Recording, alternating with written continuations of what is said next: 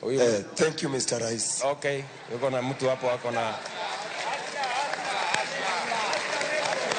Mr. Rais, nashukuru sana kupata hii fursa. At least mimi pia leo niongea na rais wa nchi ya Kenya.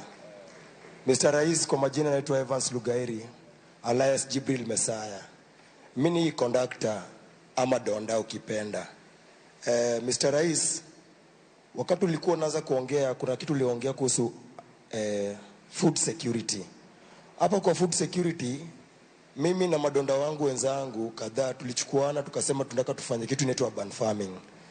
But ya urban farming tulikuwa tunataka tufuge hata kuku kiasi, mbuzi hivi, sababu si hatuko hapa town, hatuna ile shamba kubwa unaweza fanya, but hizi urban farming kasukuma kingine unaweza uzia kwa hoteli mayai na shida Mr. Rais, hapa kwa urban farming tunakosa grants ama funds za kutu unlock. Thanks to Safaricom, jana walinitumia message wakaniambia sijui digital farming, wakaniuliza kitu unafamia, nikamwambia pia kama mtaa yangu Kajulu pale niko na shamba na napanda avocado kitu kama half an hectare, but hapo kwa funds nikitaka ku-opt in nipata hata loan hawana hiyo option.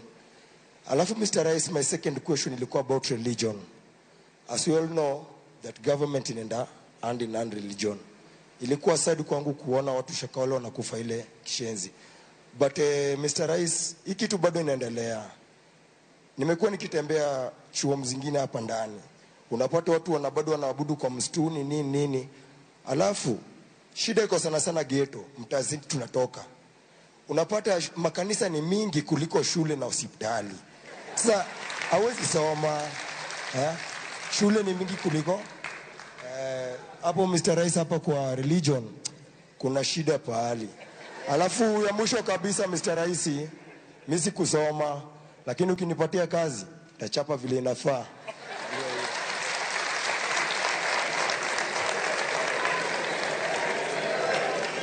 Okay.